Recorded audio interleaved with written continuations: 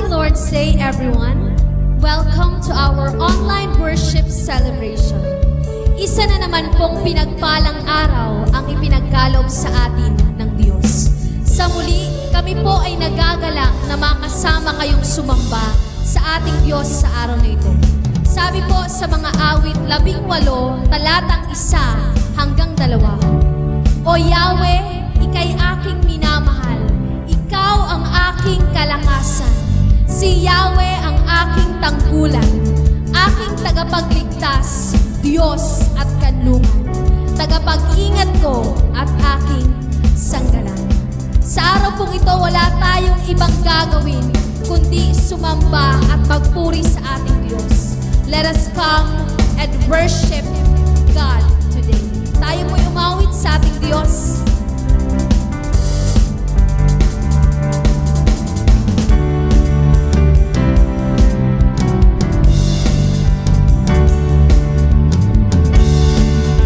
Hallelujah, Jesus. Ikaw ang aming kalakasan.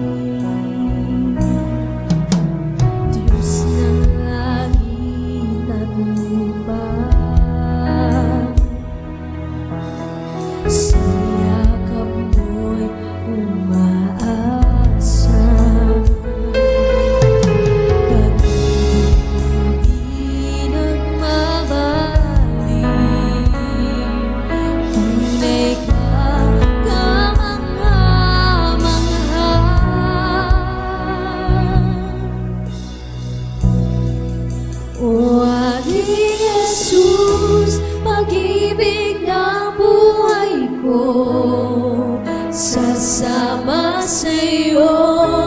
San ka man tutungo,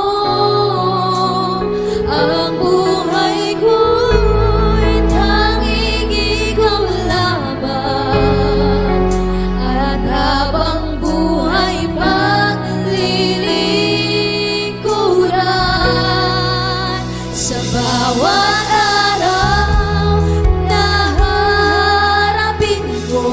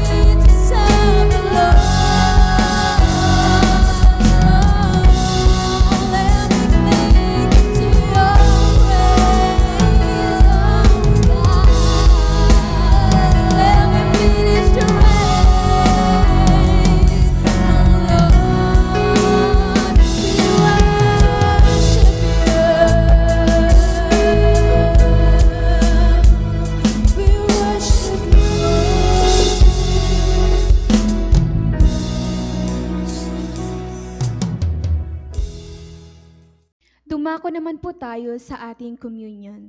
Hebreo Kabanata 9, talata 14. Higit ang nagagawa ng dugo ni Kristo sa pamamagitan ng walang hanggang espiritu, inialay niya sa Diyos ang kanyang sariling bilang handog na walang kapintasan. Ang kanyang dugo ang lumilinis sa ating mga puso't isipan sa mga gawaing walang kabuluhan upang tayo makapaglingkod sa Diyos na buhay. Alam niyo po mga kapatid, napakalaki ng nagagawa ng Diyos sa ating mga buhay kapag tunay nating tinanggap at kinikilala ang Diyos sa buhay natin. Dahil sa pamamagitan ng dugo ni Kristo, tayo ay tumatanggap ng buhay na walang hanggan, kapatawaran, kapayapaan, kasiyahan, at kagalakan na kailanman ay di natin matatagpuan sa mundo. Kaya naman sa araw na ito, sa pagtanggap natin ng tinapay at sarong ito, magpasalamat tayo sa Panginoon sa lahat ng sakripisyo at pag-ibig na inialay niya para sa iyo at para sa akin. Tayo po ay manalangin. Panginoong Hesus, sa mga oras na ito, kami ay nagpapasalamat na patuloy mo sa amin pinapaalala ang mga bagay na ito. Salamat po na inialay mo ang iyong buhay para sa amin. Humihingi din po kami ng iyong pagpapatawad sa lahat ng aming mga pagkakasala. Hugasan at linisin mo po kami ng iyong banal na dugo. Minamahal ka namin at patuloy mo po kaming palakasin at pagtibayin upang makapaglingkod kami sa iyo ng tuloy-tuloy. Salamat po Panginoon, sa pangalan ni Jesus. Amen. Kainin po natin ang tinapay at inumin ang laman ng saro.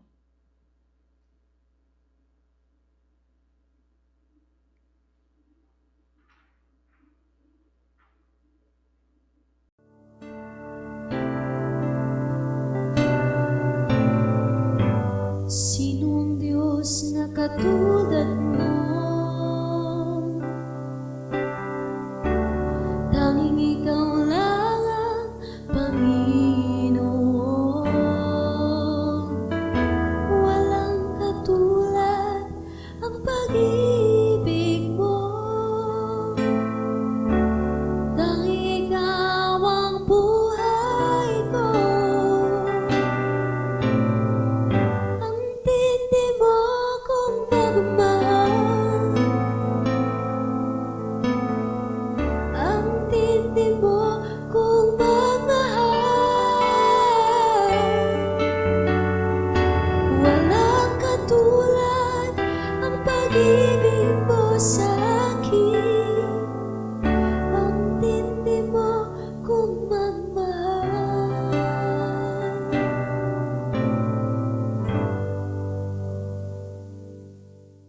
Dumako po tayo sa ating pagbibigay.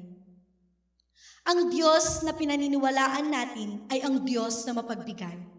Noon pa man sa panahon ni Abraham, Isaac, Jacob at maging hanggang ngayon, ang Diyos ay patuloy na nagbibigay sa atin. At dahil din sa pag-ibig ng Diyos, ibinigay niya si Jesucristo para tayong lahat ay maligtas. Ngunit hindi naman maaari na tanggap lang tayo ng tanggap. Kailangan din nating magbigay. Ayon nga po sa salita ng Diyos sa Lucas 6:38, magbigay kayo at kayo bibigyan ng Diyos. Hustong takal, siksik, liglig at umaapaw pa ang ibibigay sa inyo. Sapagkat ang panukat na ginamit niyo sa iba ay siya rin gagamiting panukat sa inyo. Ito ang pagbibigay na gagawin natin na may kalakip na pagpapala. Magbigay kayo at kayo bibigyan ng Diyos. Hustong takal, siksik, liglig at umaapaw ang ibibigay sa inyo. Alam kong lahat tayo ay nagnanais ng siksik, liglig at umaapaw na pagpapala. Ngunit gawin muna natin ang una. Tayo pong lahat ay magbigay. Maaari niyo pong ipadala ang inyong tithes and offering sa nakasulat po sa inyong screen. May the Lord continue to bless us all.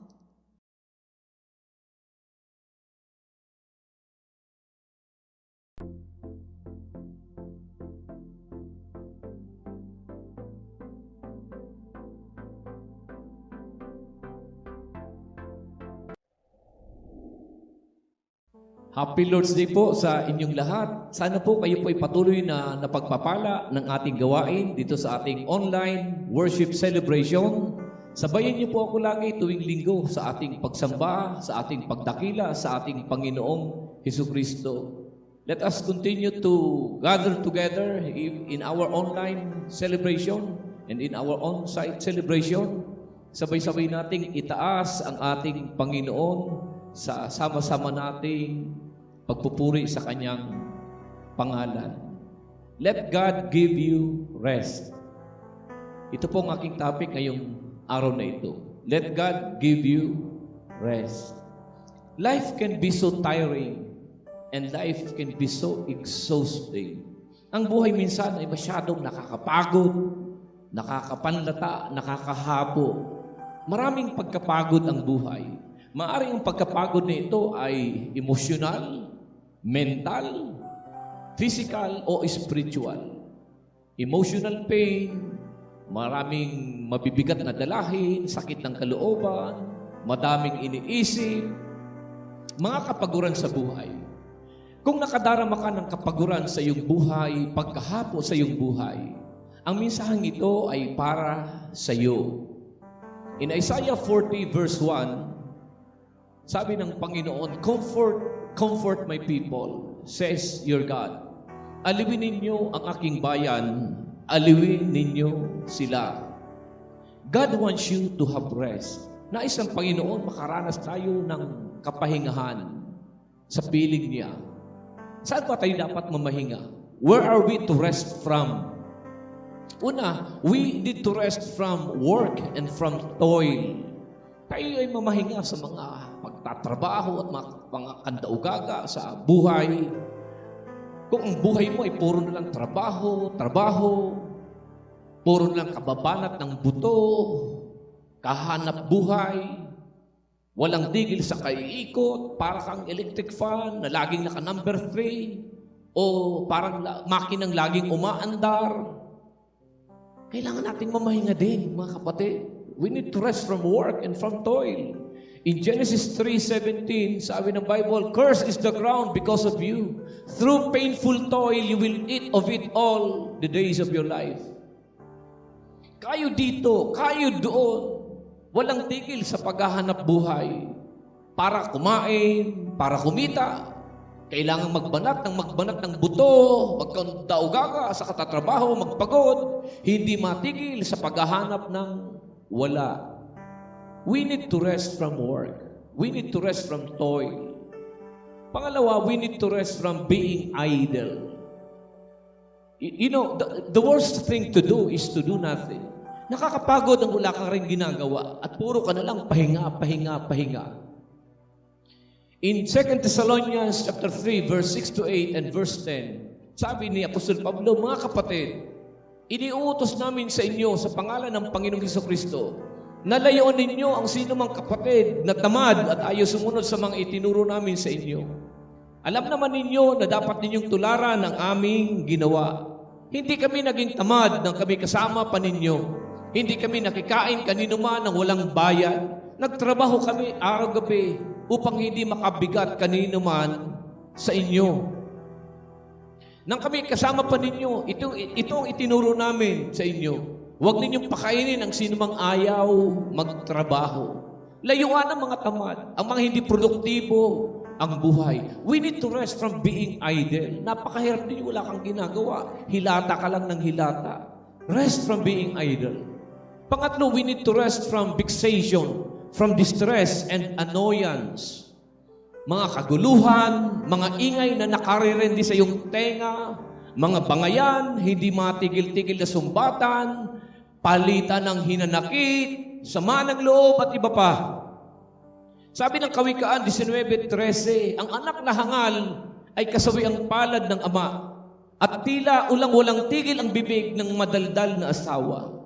A quarrelsome wife, parent, relative, boss, or husband is like a constant dripping. We need to rest from annoyance, mga kaguluhan, mga hindi magandang ingay na naririnig natin sa ating kapaligiran. We need to rest from fears, worries, and cares. Ito po yung pang-apat. Tayo din ay mamahinga sa mga pagkatakot, mga pag-alala, mga kabalisahan, mga alalahanin sa buhay, mga pangamba, mga bagay na nagpapabaghabag ng kalooban, mga nagpapabigat ng dibdib, mga nagpapalungkot ng pakiramdam. Na isang Diyos makapamahinga tayo sa anumang mabibigat na dalahin ng buhay. In Matthew 6:27, at sino sa inyong makapagpapahaba ng kanyang buhay ng kahit isang oras sa kanyang pagkabalisa? So kailangan natin mamahinga rin sa mga pagkatakot, mga malalalim na iniisip at mga pangamba sa buhay. Panglima, we need to rest from pressures and demands. Ang buhay ay maraming pressures, maraming demands ang buhay. May mga bagay na dapat i-produce, i-keep up, i-achieve. Kailangan magkaroon ng ganito, kailangan magkaroon ng ganyan, kailangan makakuha, kailangan makabili, kailangan makapag-produce. Kailangan din nating mamahinga sa mga pressures, sa mga demands ng buhay. Pang-anim, we need to rest from enemies. Mamahinga din tayo sa kaaway. Sino ba ditong walang kaaway? Itaas ang kamay, tanong ng isang pastor. Nagtaas ng kamay ang 95 years old na matanda. Sabi ng pastor, wow, sa dami natin ngayon, tanging si Lola lang ang walang kaaway. Bakit wala kang kaaway, Lola? Sabi ng Lola, kasi patay na silang lahat. In Awit 31 verse 13, may mga bulungan akong naririnig mula sa kaaway sa aking paligid. Sa kanilang balak, ako ay nanginginig. Ang binabalangkas, ako ay iligpit. Kailangan din nating mamahinga sa mga banta at sa mga panganib sa buhay. Pampito, we need to rest from sin and sinfulness. Mamahinga din tayo sa mga kasalanan, paggawa ng kamalian. Particularly, we have to rest from guilt.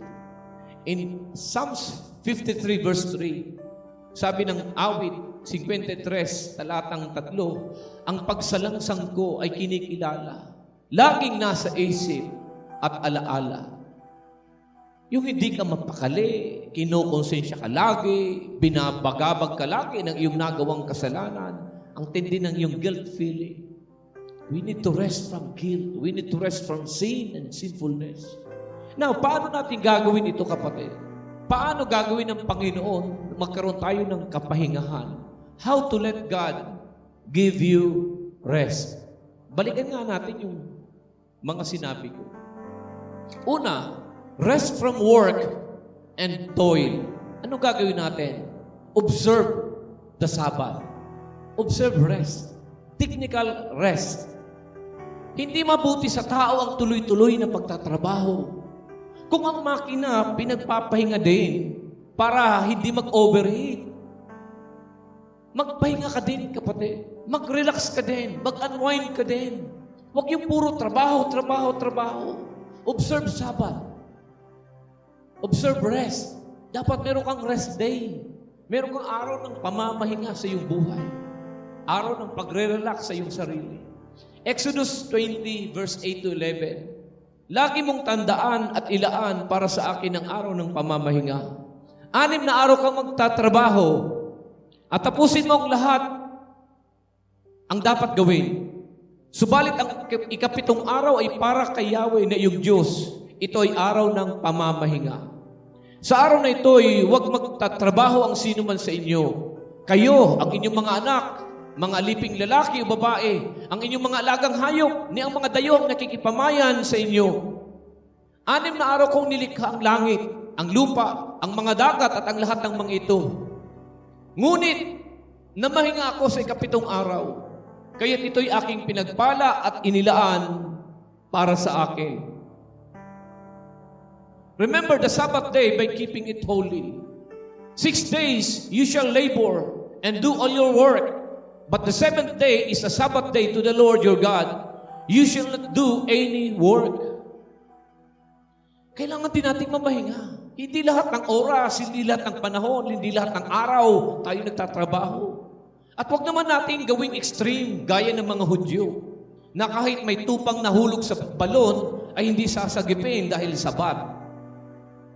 Ang rest day sa Israel ay Sabado. Ang rest day sa Pilipinas ay Linggo. The day is not important.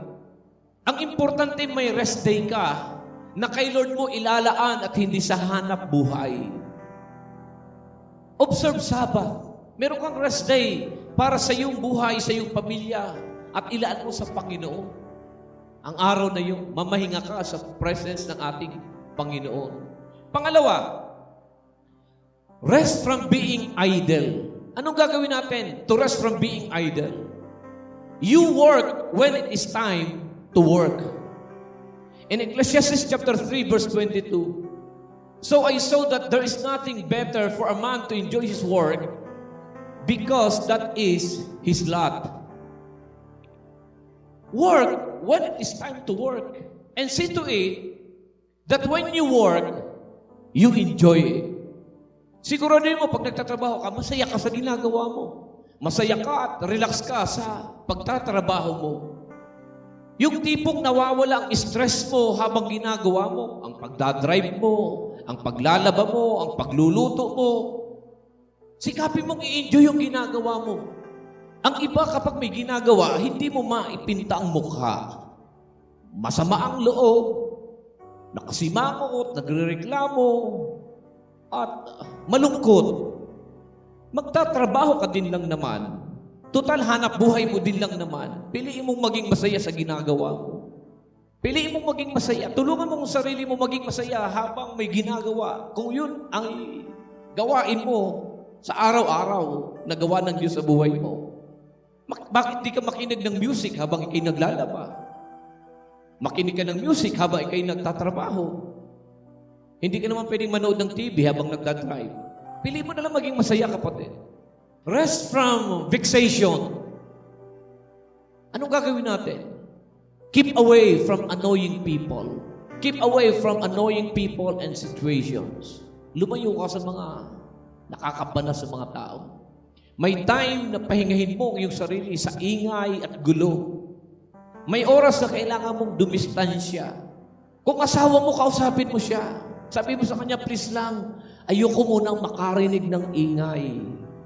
Sabi ng Kawikaan 21:9, masarap pa ang tumira sa bubungan ng bahay kaysa sa loob ng bahay na ang kasama ay babaeng madaldal. Kung nai-stress ka sa kaaalaga ng iyong mga apo, ng iyong maliliit na anak, mag-unwind ka. Mamasyal ka, mag-relax ka. Ipaalaga mo muna sa iba. Kailangan meron kang time to relax. To dumistansya sa mga bagay na nagpapabigat o nagbibigay ng annoyance sa buhay mo. Pang-apat, rest from fears, worries, and cares. Tayo ay mamahinga sa mga pangamba, mga pag-alala at mga alalahanin sa buhay. Anong gagawin natin, kapatid? Seek the Lord. Yun ang gawin natin. Hanapin natin ng Panginoon. Awit 34, talatang 4. Ang aking dalangin dininig ng Diyos na wala sa akin ang lahat kong takot. Hanapin mo ang Panginoon. Hanapin mo ang Diyos. Seek the Lord. Dumalo ka sa cell group. Dumalo ka sa simbahay, sa mga prayer meeting, sa celebration tuwing Sunday at Saturday. Mag-devotion ka araw-araw. Ang nagpapakalma ng kalooban natin ay ang pagtitiwala at paghahanap natin sa Diyos.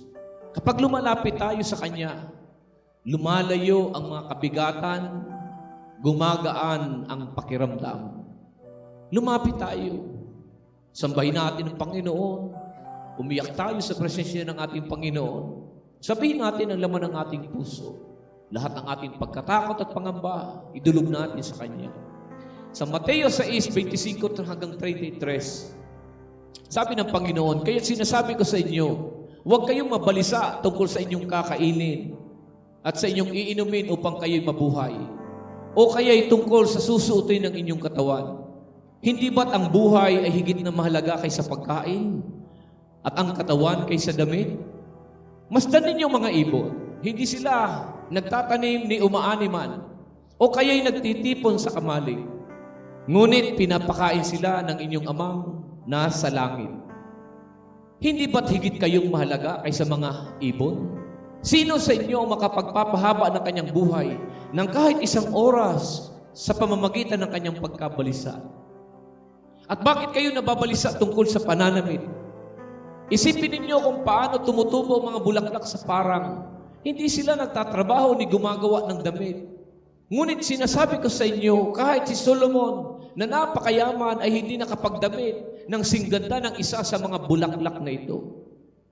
Kung dinaramtan ng Diyos ang damo sa parang na buhay ngayon at kinabukasan ay ginagatong sa kalan, kayo pa kaya? Kay liit ng inyong pananampalataya sa Kanya. Kaya't huwag kayong mag-alalang baka kayo kapusin sa pagkain, inumin o damit. Hindi ba't ang mga hintil ang nababahala tungkol sa mga bagay na yan? Alam na ng inyong amang nasa langit na kailangan ninyo ang lahat ng yan.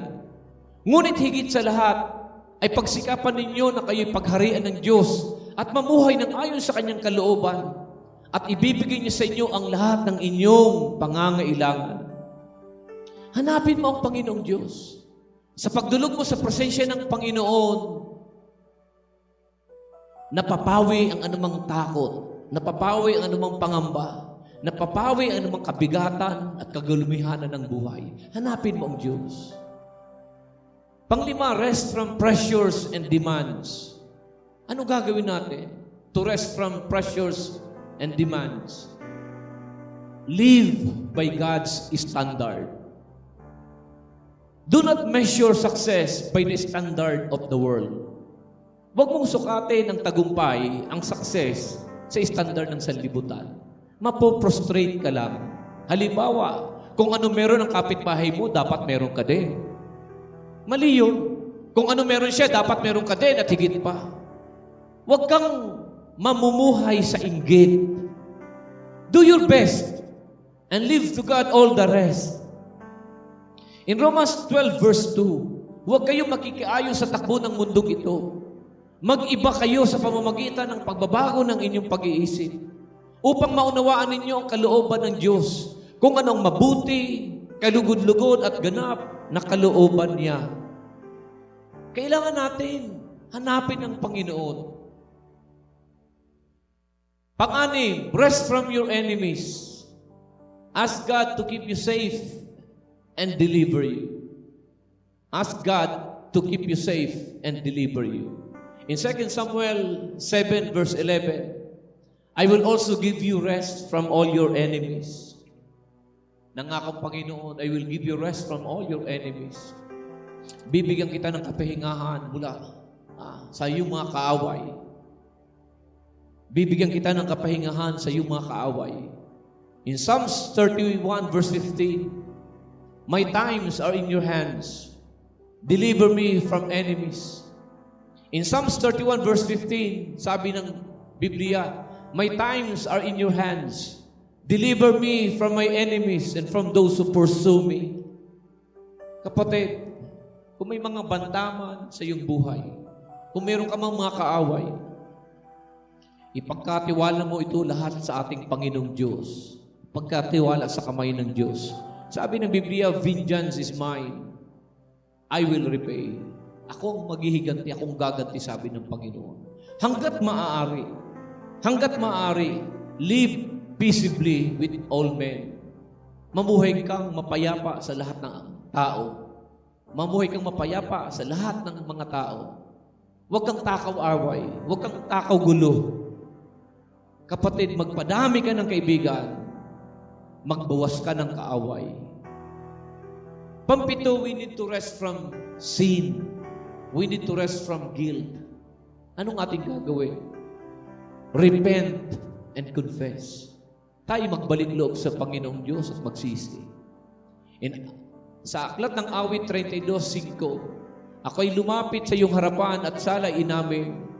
Ang aking ginawang mga pagsalangsang hindi ko inilihim. Talikuran mo na ang alam mong mga bagay na mali at kasalanan mong ginagawa. Kailangan nating mamahinga sa mga kasalanan na nagpapahirap ng ating buhay. Talikuran na natin ang mga gawang mali at mga kasalanan na ayaw ng Panginoon.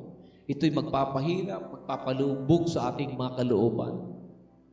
Sa aklat ng Mateo 11:28, sabi ng Panginoon, Lumapit kayong lahat na napapagal at nabibigatan sa inyong mga pasanin at pagpapahingahin ko kayo. Presensya ng Panginoong Diyos ang makapagbibigay sa atin ng kapahingahan. It is God's presence that will give us rest. It is God's presence that will give you rest. In Exodus 33 verse 14, sabi ng Panginoon, my presence will go with you and I will give you rest. Sasamahan kita ng aking presensya at bibigyan kita ng kapahingahan, sabi ni Yahweh. Purihin ang Panginoon sa araw na ito. Palapakan natin ang Panginoon ng malakas. Purihin ang ating Panginoon. Kung first time mong narinig ang lingkod na ito ng Panginoong Diyos, ayokong matapos ang gawain ngayon na hindi mo tinatanggap ang Panginoon. Isuko mo ang buhay mo sa ating Panginoong Hesukristo. Tanggapin mo siya bilang Panginoon at sariling tagapagligtas ng iyong buhay. Sabihin mo sa Panginoon ang panalangin ito. Sabihin mo, Amang Banal sa langit, patawarin mo po ako dahil ako po'y makasalanan. Hugasan niyo po ako ng dugo ng Panginoong Hesukristo. Nagbabalik loob po ko sa iyo at nagpapakumbaba sa iyong harapan. Binubuksan ko ang aking puso. Panginoong Hesus, iniimbitahan kita, pumasok ka. Tinatanggap kita bilang aking Panginoon at sarili kong tagapagligtas. Magmula ngayon, paglilingkuran kita. Magmula ngayon, ako'y anak mo na. Salamat sa kapatawaran at kaligtasan. Sa pangalan mo, Jesus. Amen. Palakpan muli natin ating Panginoong Diyos. Hallelujah. Sige po, itas po natin ating mga kamay as I declare the benediction. Ang kapayapaan ng Panginoon ay sumaating lahat. Ang panatag na puso, matiwasay na pag-iisip, ang masayang kalooban at malakas na pangangatawan. Ang pinagpalang buhay at kabuhayan ay dumaloy sa iyo at sa iyong sambahayan. Pakaingatan ka ng Diyos isang buong linggong darating at ang kapayapaan niyang maghari sa atin. Tanggapin natin lahat ito sa pangalan ng Ama, ng Anak at ng Espiritu Santo. Lahat ay magsabi ng Amen. Happy Lord's Day po sa inyong lahat. God bless you all.